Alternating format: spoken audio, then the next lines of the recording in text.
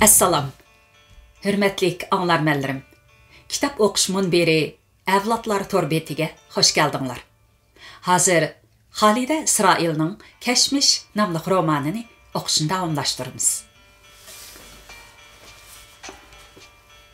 San'at institutida o'qituvchi bo'lib ishlaydigan Gulnaz yaqindan beri qandaqdir bir kinoda rol elib o'tadi. Shu ishlar bilan janub taraflarga berib kelgan edi. Rustam onundan "Qandaq ishlaring joyida ketib o'tadigandu?" deb so'radi. Gulnaz uning savoliga javob bermay, birdilla qo'lidagi cho'kini shaqqada qo'yib, Rustamning ko'ziga tikildi. "Bo'ldi aka, to'la gap agitmay, so'raydigan savolingni so'rag'ina.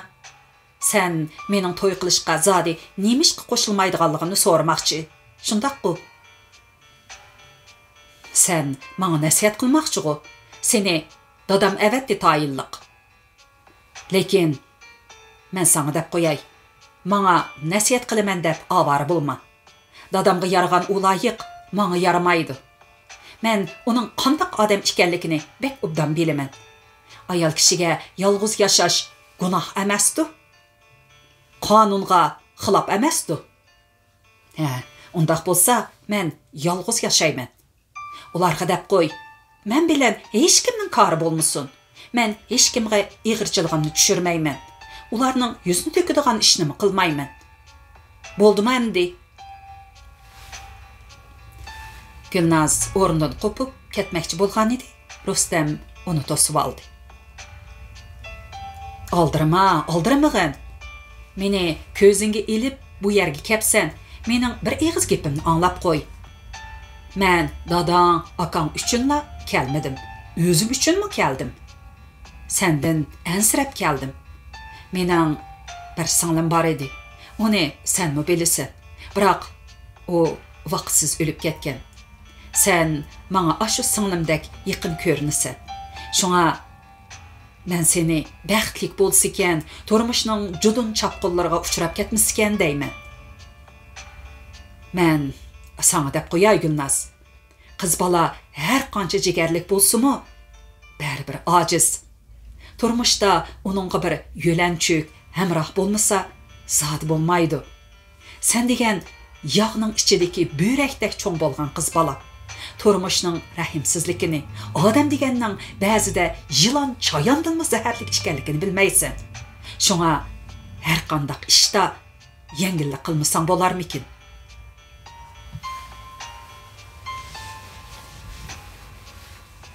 Gulnaz ko'zidagi yoshni yoshirish uchun chetga qarab oldi.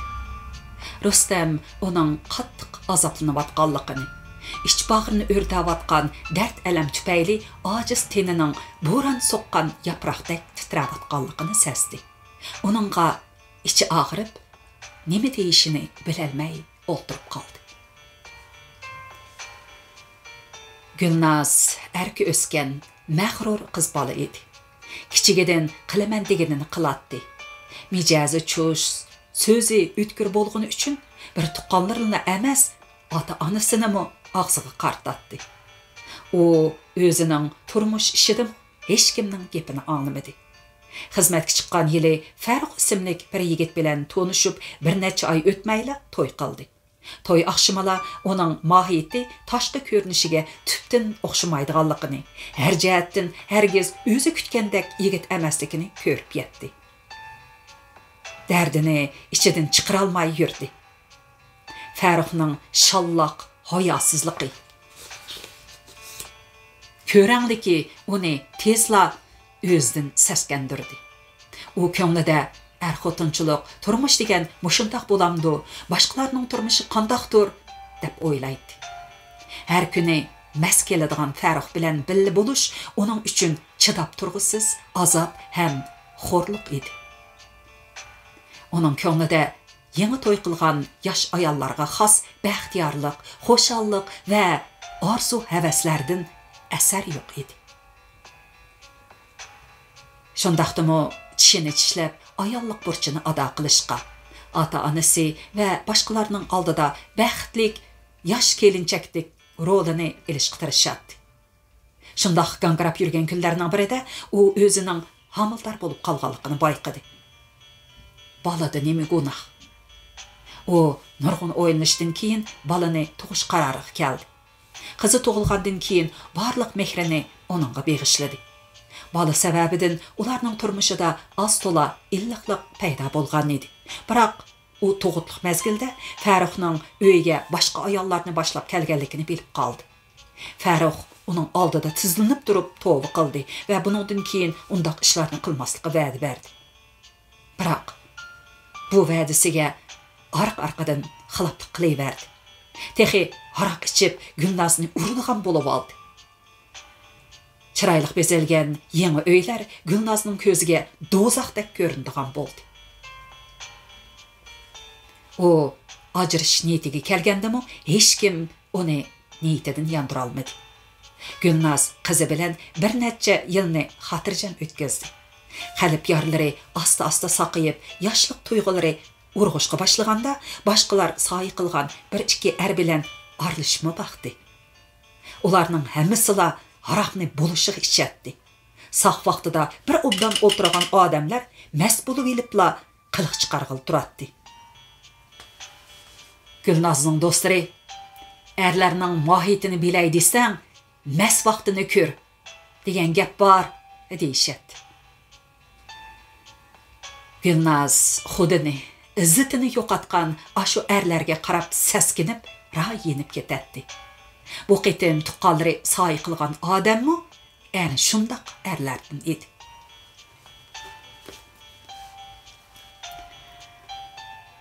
Rustam aka, uydagilarga aytib qo'y, mendan andish qilmasin. Men hozir nihoyat yaxshi yashayapman. Xuddi qiz vaqtlarimga yenib qolgandek, o'zimga bo'lgan ishonchim astiga kelgandek bo'lib qoldim.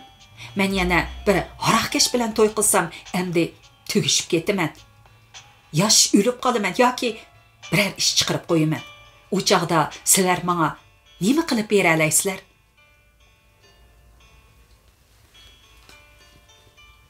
Gulnoz shu gapni qilib bo'lib, Rustamning mashina bilan opirib qo'yay deganiga unamay ketib qoldi. Rustam odam shalom restoranning bir bo'lonida yolg'iz o'ltirib, bir tal tamoq tutashtirdi.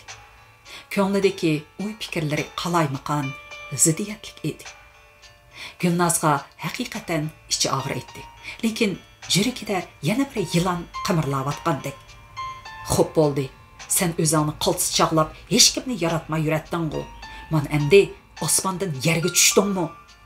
Devatgandek tuyuladi. Ashu Dilmuratmo boshqacha hakavur edi. Buni hakavurlik deganimi bo'lmas. So'ng sumkidan qandoqdir ustunlik tuyg'usi chiqib turadi. To'g'riqlikdagi hamma odam, hatto Rustammo uni ishkirdan qaytib kelsa, katta o'rinda ishlab qolsa odam bo'ladi deb o'ylaydi. Ammo Dilmurat Vebiskisi yo'g'on bo'lgan bilan ko'zga ancha cheliqmaydigan, iqtisodimi yo'q bir o'rinda ertadan kechgacha kitob qojilab o'tiradigan odam bo'ldi. U Dilmuratdan umidsizlangancha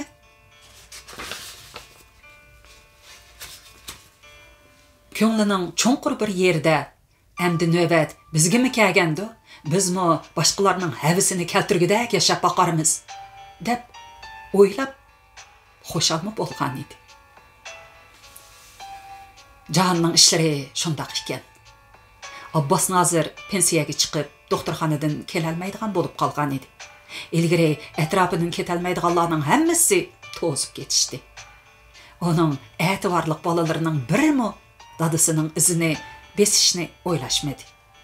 Shundoq qilib, bugunga kelganda Abbos Nozir oilasining 50 yilga yaqin davomlashgan saltanati o'chib qilish oldida turadi. Abbos Nozir bargancha to'la chechildigan, hech qanday ishdan rozi bo'lmaydigan, hadisa qaqshaydigan bo'lib ketib atadi.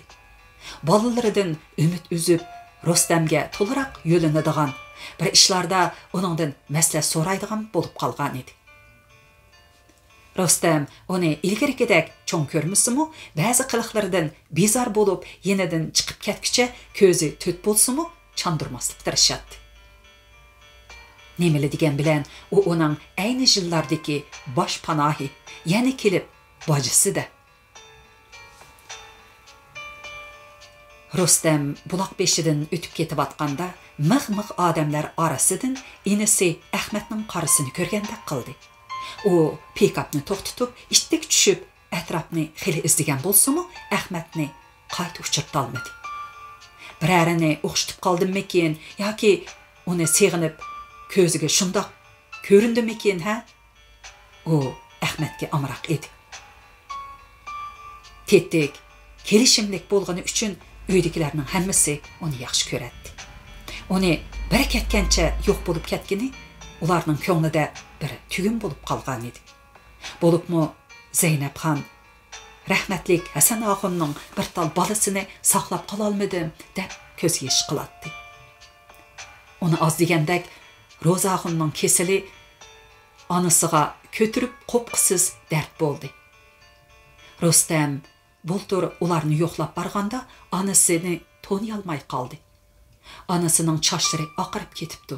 Texmi o'ruqlab ko'z atrofi javg'aylarda cho'nqur qo'riqlar paydo bo'ldi. O ahlik kelgandan tortib onasining chechi chuvilib qolganini, songul-sungul kiyinganini ko'rmagan. Bultur barg'anida uyda helimigul bar ekan. Onasi Rozaxonning orqasidan chiqib ketibdi. Rustem onasini izlab mahalladagilarning ko'rsatgani bo'yicha mahallaning yuqorisidagi qumushliqqa bordi. Kech kirib qolgan edi. Qumushliq do'ngda bir mo'may oldi tarafga qarab turardi. Targ'oq tegmagan chochlari paxbiyib ketgan. Kona kirko'ngla kiygan bu ayol uning onasi edi. Chochlari o'sib ketgan Rozaxon sal nerda uzun pöpüklik qumushlarni so'rab yugurib yuratdi. Onasi to'xtamay, "Roz qari balam, men uyga ketayli. Men sana osh etib qo'yib keldim. Qo'rsqing oshmadimi balam?" deb yalvaradi. Ashu ko'rinish Rustamning qalbiga cho'nqur o'rnab ketdi. O onasini o'ylasla, ashu ko'rinish ko'z oldiga kelib yuragi eziladi. O Roza og'amni Urumchiga akilib davolatay desimi, onasi unumidi. O Roza og'am kasal emas, uni doktor davolay olmaydi deydi.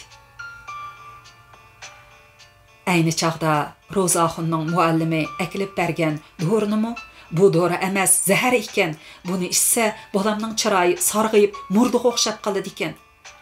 Uningga demida yaxshi emasmi? Balam turdi qari, buni ochqib, odam bormaydigan yerga to'kib etinglar degan ekan.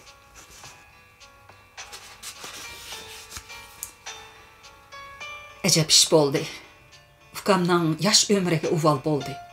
U ajoyib aqlli odam bo'lgan edi. Anamga texim uval bo'ldi. Bu uning bolalarining ro'yitini ko'rdigan ish emasmidi? U umrida hayotning hech bir xulqini ko'rmay o'tib ketarmi? Ist. Rustem yoniga qaragan bo'lib, ko'zining burjigidagi yeshini surtibdi. Uduldagi kichik aynakdan uni ko'rib qolgan shopir yigit ichida ajablandi. Baya oshxonada sobiq nozirning qizi bilan bir nima deyishib qolganmidi? Cho'pchong er kishi har qancha bo'lsa-mu uning uchun yosh to'kib yurmas. Uningga ko'ngli bormidi ekan ya? Bu zamonning odamlarini bir nima deb bo'lmaydi. Uning ustiga bek chiroyli kasofat-juma u.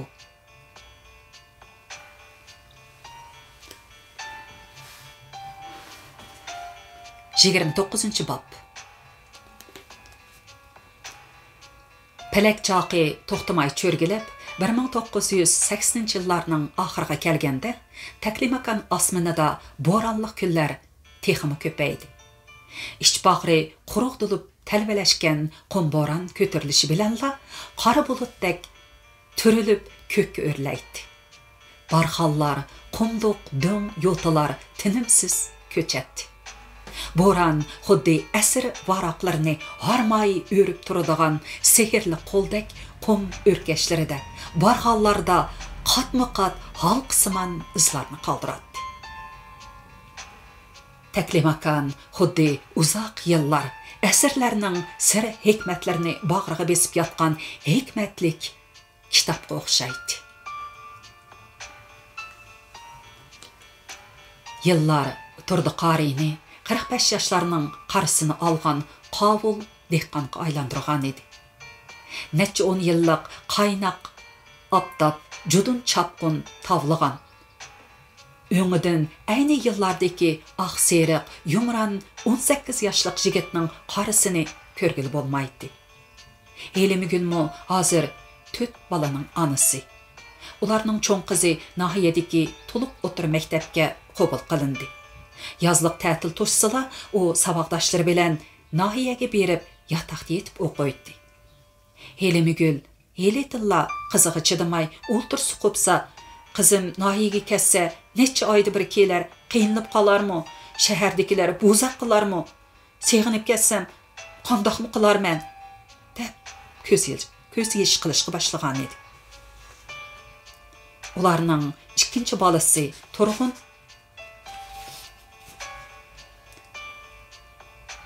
o'qish bilan xoşu yo'q chiqib qolganlikdan boshlang'ich maktabni bitiribla o'qishdan to'xtab qolgan. O hozir etis eriqning ishiga xel pishib qoldi. O'g'illarining kichiki boshlang'ich maktabni amdili bitirdi. Kichik qizi Zumrat 2-sinfda o'qiyotdi. Zumratdan keyin Helimigül yana bir qitim qursaq ko'tardi. O yillarda planliq tug'ut siyosati yo'lga qo'yilishga boshlagan edi. Bazardan kelgan doktorlar to'g'raqliqdagi plansiz qursaq ko'targan 10 necha ayolni traktorga besib, bazarliq doktorxonaga opirib, qursaqdagi balasini oldirib etgan. Shu chaqda Helimigülning balasi 5 oylik bo'lib qolgan edi. Shuningdan keyin Helimigül tası saq bo'la olmadi. Turdi qari onu nahiye shahardagi doktorxonalarga opirib baqdi. Dahan tevib ko'rsatdi, lekin faydası bo'lmadi. Helimigül bir necha kun etizga chiqsa yoki uy ishiga o'zini urib qo'ysa, belini alalmay, haftalab xunsirab yetib ketadi. Shunga turdi qari onu etizga chiqishdan to'saydi. Zeynepxonmo uy ishini o'zi jiqroq qilib, uni yenikrak ishlarni qilishga, o'zini issiq tutib, qo'lini sovuq suvga tiqmaslikka undab turadi. İçi güçlük, kichigidin birden bekar turmay ishlab ögengen Helimigül özünün bu halga tushib qolganiga, yaşınıp qalgan qaynanasını japada qo'yganiga, kesel anasının halidan xabar elib turalmaganiga ichi seyirlatdi. Kesel bilen ko'ngil xashligi qo'shilib, onun chiroyini samandek sarg'aytgan edi. Orma başlanğan günlerde Roza Axun başqalar bilen tang ormaga chiqib rasa ishladi. 3-cü günü aş vaqti bolganda orgaqni tutub birer saatcha yerga qarab o'ltirib ketdi. Arqadan orgaqni egiz ko'tirib, oldi keyniga cho'rgilab, varqirg'inicha o'zining atrofidagi yerlarni chapqilib turdi. Başqalar uni o'zini chepib olmasin deb ansirab qarab turdi. Axir bir necha er kishi kelib arkasından tutup alganda "Meni qo'yib beringlar, men jinlar bilan ilishyapman" deb varqirab, jon jahli bilan tirkashdi. Erlar uni so'rab, tortishtirib uyga elib ketdi.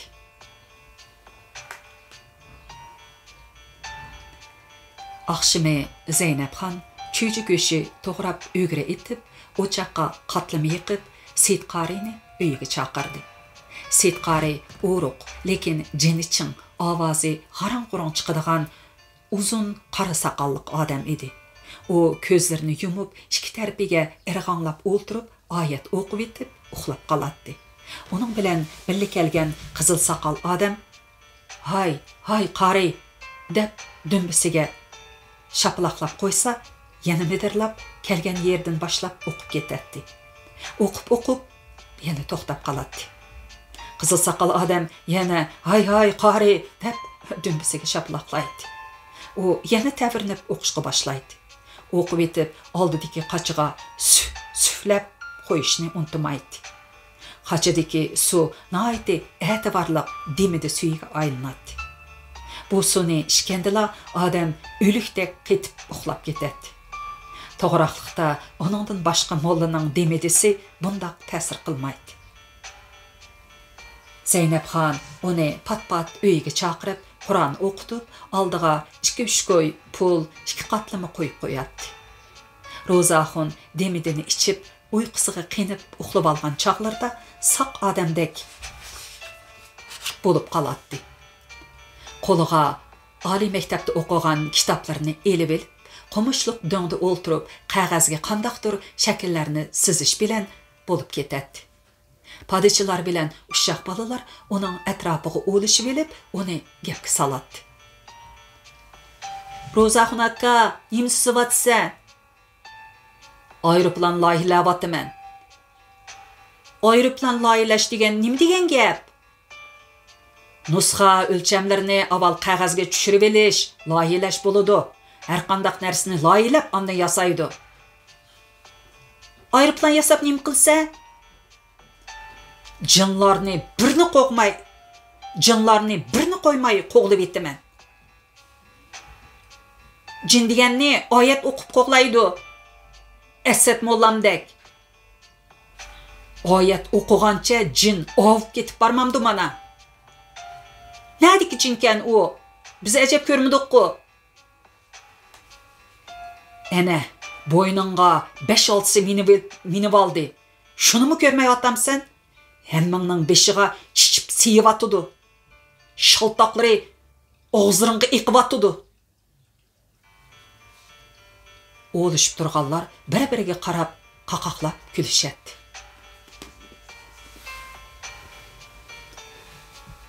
Ro'zaxon ujurtga qaytib kelganchili 5-6 oygacha xeyli saq yurdi.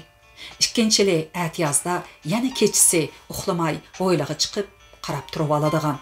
O'zi bilan o'zi varqirab, jarqirab, kimlar bilandir zakonlashadigan bo'lib qoldi.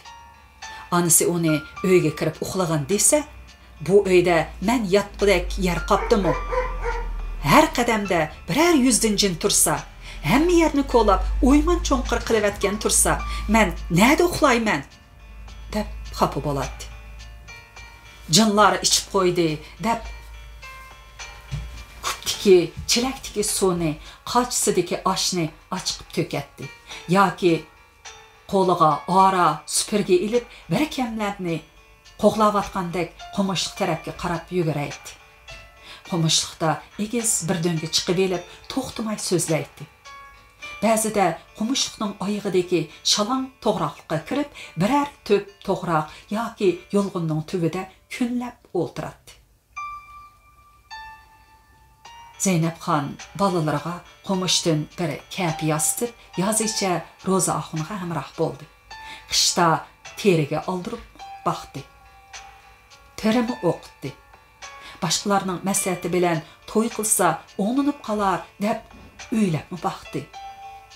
Uning qiliqlariga Zeynepxon chidigan bilan xotini chidimedi. Kelin qiz to'ydan 2 oy o'tmayla anasining uyiga bir ketgancha kelibdi. Zeynepxon toza parakandichilikda turganda bir kuni Seyit qori uyiga kirib keldi. Ro'zaxon shu qitim demida suyini ichibla, atsi kashkicha mit qilmay uxildi. U hech kimning gapini anglamasimi, Seyit qorining gapini anglaydi. Toza qalba qilayotgan chaqlarda uni ko'rsla shuklab qoladi. Seyit qorining pat-pat kelib turishi bilan uning kesili ilgirki yillardagidan farqlanib, rangi-ro'yi o'ngishishga boshlagan edi. Yazmo oxirlashib qoldi. Buğday yig'ilib, o't saman to'shib elindi. Tünögünla buğdaylar dolqullanib turgan etizliqlar bo'shangan onaning bag'ridek qo'rg'dilib qoldi. Lekin dehqonning qo'li texi bekor bo'lmadi. Etizlarda ko'mi qo'noqlar sho'p etib turardi. Emiz yerini og'dirish, kuzgi buğday teriladigan yerlarga o'g'it to'p to'shish. Eğil qo'tallarni o'ngshashdak ishlar navbat saqlab turardi. Shundaqdimi bu ishlarni yozdagi qotilangchilikqa selishtirg'ili bo'lmaydi.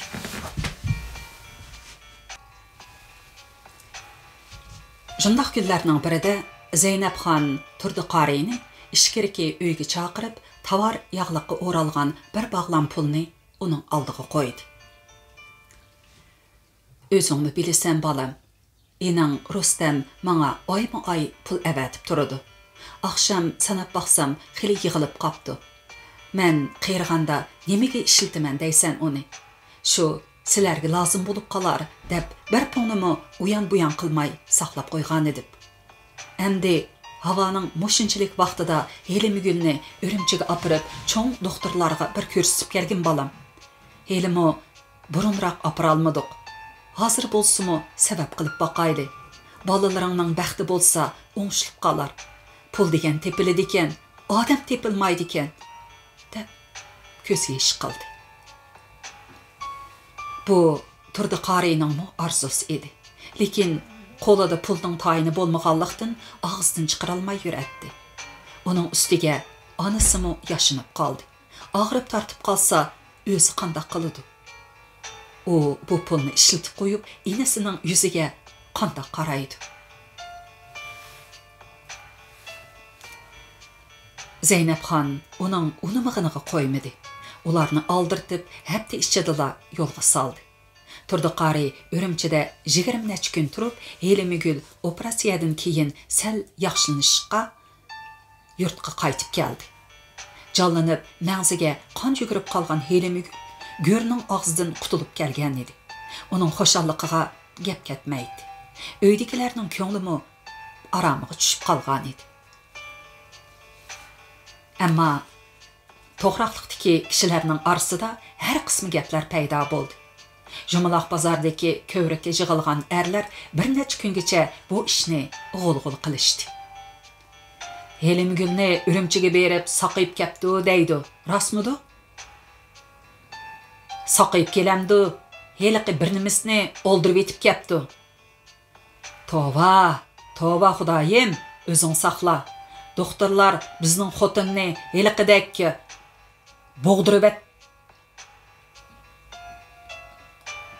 bo'g'dirib etganning yanqi hech ish xo'shaqmaydigan bo'lib qoldi. Ilgirki rangimi qolmadi hozir. Shundoq xotin bo'lamdigandi. Turdi qari uning bilan birga yetib, nima ish qiladigandu? Xotin kishi degandan u nimasi bo'lmasa, ayolmi emas, ermi emas, g'alati bir maxluqqa aylanib qolmish. Mijozi o'zgarib, eriga kun bermaydigan bo'lib ketimish. Yo Xudo, o'zing bor. Zaman oxiri yaqinlashganda mana shundoq ishlar olib ketarmish. Oyoq mahalladagi bir ayol odam desa, odam emas, jin desa, jin emas, g'alati bir narsani tug'ibdi. Bir ko'zi peshonasida, bir ko'zi mag'zidimish. Og'zidan qarsa o'pkis ko'rinarmish. Keyingi yillarda to'g'raqliqda tug'maydigan ayollar olib qoldi. Birer ayol shaharga yoki nahiyaga berib, hafta 10 kun turib kelsila, palonchi heliqi nimisni bo'g'dirib etib ketdi deyishadi. Bara-bara bu gaplarni besiqib, bundaq ishlar bilan hech kimning kori bo'lmaydigan bo'ldi. Hukumat tug'maydigan, oz tug'adigan ayollarga kenishga berib, yilda pul berib, mukofotlab turganlikdan, uning ustiga bolasi oz oilalarning turmushi tez ko'tarilganlikdan, bundaq ayollar hech kimning ko'ziga g'alati ko'rinmaydigan bo'lib qoldi. Mahallalarda ilgarigidek ushshaq bolalar to'p-to'p bo'lib elib, yugurishib yuradigan, qum do'nglarda chilishib o'ynaydigan ishlarni ko'rgili bo'lmaydi. O'qish yoshiga to'shgan bolalar maktabda o'qishi shart edi.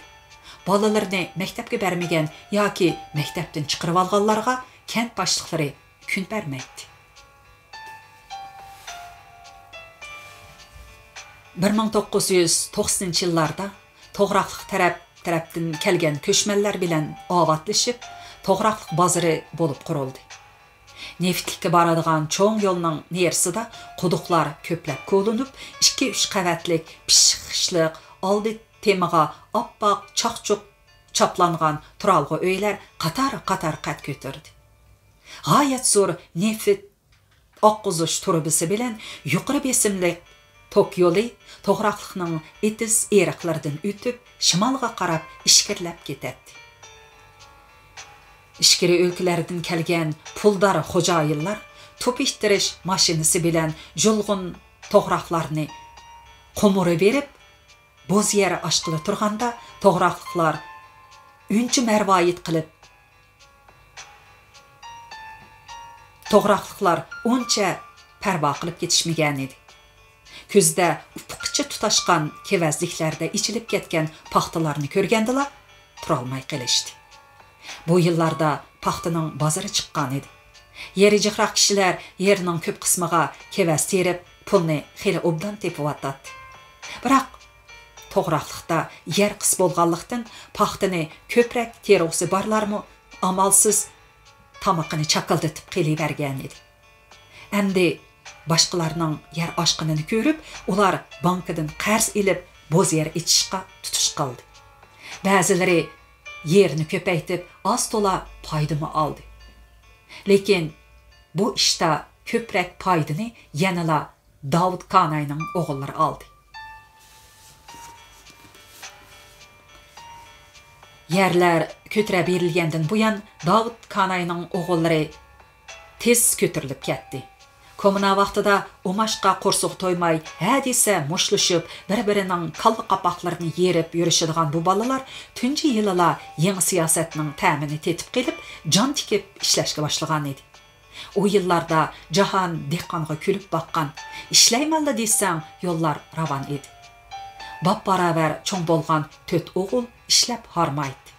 Davud Kanay to'xtamay bozorga yoki Qashqarga berib, qayerda ro'naq topgan, ish ta'birtayotgan kishilar bo'lsa izlab, tajriba o'rganib, o'g'illarga yo'l ko'rsatib turadi. O'g'illar topgan pullarni yig'ib, kichik tipdagi un, yog' tartish, chigit ayrish zavod qurib, qo'y bo'rdab setib, to'g'roqlikdagi hamma odamni o'ziga qaratganda, ba'zilar ko'mina vaqtida Davud Kanay ne'matni bekor tillamabdi ekan. Uning bo'yi bir g'erish bo'lgani bilan yurt so'rg'idak ahli bor ekan emasmi, deyishadi. Davud cho'ng to'y qilib 2 o'g'lini o'yladi. Bir o'g'liga yezi bozorda oshxona ichib berdi. Kichik o'g'liga bir minibus elib berib, nahiya bilan shahar orliqida mangdirdi. Necha yuz mo bo'z yer ichib, kevaz tergandan boshqa nihoyatda cho'ng mevlik bog' barpo qildi. To'g'roqlikda anar o'xshaydi. Davud Kanayning beg'idagi anarlar yo'g'on, rangi qizil, suluq ham tatliq bo'lg'ashqa, neftkilar ehtiyozlilar oldin to'xtamlashib setib oladi. Qolgan meyvelarmi neftchilardan oshmaydi. 90-yillarning o'tirlariga kelganda Davud Kanay ayni yillardagi Vilahun Bayden to'g'roqlikda o'tgan har qanday Bayden eshib ketib qolmay, nahiya viloyat bo'yicha donliq shaxs bo'lib ketdi. O'zimi samirib, rang tuzab, qo'riqlari tuzlanib, salobatlik xo'jayinlarga o'xshadi. Uning uchisiga xurum chapan, beshiga nork quloqchi kiyib, motosikletda chepib yurganini ko'rgan ayollar orqasidan havas qilib qarashib, odam askisi emas, kiyim askisi deb bekor dematdi ekan. Ilgari to'g'roqlikda Davuddan set odam yo'qdi. Endilikda kiyimni o'ngshab kiyganda qarsak, u uncha vala setma emas ekan. Ko'k ko'zlikini hisobga olmaganda, texi xeyli mardkan deb kulishadi. Davudning ayoli uning aksicha kundan kunga o'roqlab, qo'rilib, bir tera, bir ustixon bo'lib ketyapti. Japaliq yillarda bardam turib kelgan bu qovul ayolga boyliq va rohat yarashmagandek kayni-kayndan kasal chaplashgan edi. U Qashqarda moda bo'lgan esil kiyimlarni kiyib, oltin zebu zinnatlarni bo'lishiga taqab yuradi. Davud uni Qashqarga opirib, sesib ketgan tishlarining o'rniga oltin tish soldirib qo'ygan bo'lib, gap qilsa yoki kulsa, suvari oltin tishlari ko'rinib, lavlariga jula tashlab turadi. Lekin Bechara ayolning nozu ne'matlarini chaynab yegidek rayi yo'q edi. Kun bo'yi o'zim barangi ostidagi naqshlik karavatda kelinlari etib bergan suyuq salang g'izoni yeb yotadi. Davud doim degidek Qashqarda turib oladi. Mahalladagilar orasida Davud Qashqardan uylanib optimish degan gaplar tarqalgan edi. Uning rost yoki yolg'onligini hech kim aniq bilmaydi. Davud oilasi to'g'riqlar uchun unsiz chaqiriq ham ulgi bo'ldi. Hamma odamning ularni do'rg'isi, bir ishlarni qilib pul topqisi keladi. Siyosatning qo'llashi, o'zlarining qizg'inligi tufayli xeyli bir qism odamlarning qo'li pul ko'rib, ba'zilari ancha-muncha hollanibmi qoldi. Bara-bara konu uylarni yengilab salganlar, motosiklet, söpak, ya'ni kichik qo'l traktori setib olganlar ko'paydi. Dehqonlar qiz o'g'illarining to'yini qilmoqchi bo'lsa, pulni beliga tengib, udul Qashqarga boradi. Qashqarning yangidan ochilgan dehqon bozoridagi savdogarlar dehqonlarni ko'rsa, ichilib, og'zi qo'liqiga yetgudak bo'lib, dengiz bo'yi rayonlaridan elib kelgan rangarang tovarlarni yeyib ko'rsatib, sherin shakar so'zlarni to'kib, ularning pulini sug'urib olishga tirishadi. Dehqonlarmo ko'ngildagidek to'yliq setib olganidan rozi bo'lishib, mollarini elib, heytqaqdiki yoki bog'chining yenidagi oshxonlardan langman samsi yeydi yoki sho'rpaga nonchilar ichadi. Tra avtobusida yurtlarga ketib etib, boshqa yurtliq dehqonlar bilan paranglashib, hal o'qitining yaxshilanib qolganligidan so'zlashib, "Ey, helimo mushunchalik kunlarga ulashdik. Yaratgan Xudoga shukr" deyishadi. Japa mushaqqatli tortib, hech qanday xovliq ko'rmay o'lib ketgan ota-ona, urug' tuqqanlarni aslashib, "Shulara o'lib ketmagan bo'lsa, mushu kunlarni ko'radi ha?" deb qisinishadi. Tabiatda bir yili havo obdan kelsa, ikkinchili bo'ron chapqun, tabiiy ofat ko'p bo'lganidek, dehqonlarga yaxshi kunlarmi doim hamroh bo'la olmadi. Alvan yasoq, yerlik siyosatlar tufayli dehqonning kuni yana taslishga boshildi. Paxta pulga yaramas bo'ldi. Paxtaning bahosi töven bo'lib qolmay, dehqon qo'liga ilgirgidek sharaqlab turadigan pul emas, quruq qog'oz tegatdi. Ximiyevi o'g'it, suliyov yopiq, dora, urug'larning hammasila qimmat bahoda tengib setiladigan. Paxtaning kirimi bu qarzlarni to'lashga yetmaydigan.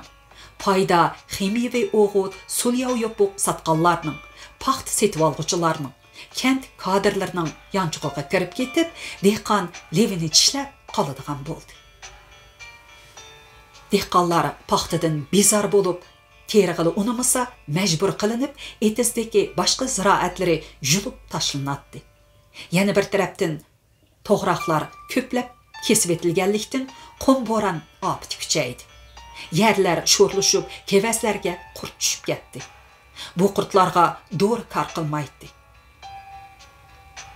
Dehqonlar har bir tal qurut kepinakni qo'lda terishi, har bir tüp kevasini piltukush bilan bir-biridan yog'lab, do'rlab chiqish kerak edi. Ayol, qeri yosh, ushoq bolalargacha hammaylan atidan kashkicha kevazning atrofida o'milab yurib, degudak arom topolmaydi.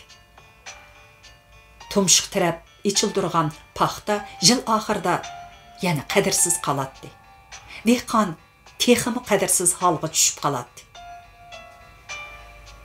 Keyingi yillarga kelganda ko'plab ichilgan yerlar tashlanib qoldi. To'sib turadigan to'g'roq bilan yulg'un bo'lmaganlikdan qum iqin suvda kirib, bu yerlarni egallashga boshildi. Yezliq hukumatga yangi kelgan shuchi to'g'roqlikning tabiiy sharoiti va ekologiyasini tuzash uchun to'g'roqlikni yal yemish bazasiga aylantirmoqchi bo'ldi. Nurg'un terilg'u yer ajirtilgandan boshqa tashlanib qolgan yerlarning hammasiga anor, anjir, yong'oq, uzum, shaptul ko'chati tikildi. Köçetler meyvege kirgiçe şuji yutkulup ketdi. Yeni kelgen şuji aşlıq işlep çıkarışını ta'kidlab, bir qism yerlerdagi köçetlerini oldirib etib, aşlıq terishini yo'lga qo'ydi. Xo'sh, bugun mush yergacha o'qiyli. Davomini at anglag'aysiz. Aman bo'lin. Xo'sh.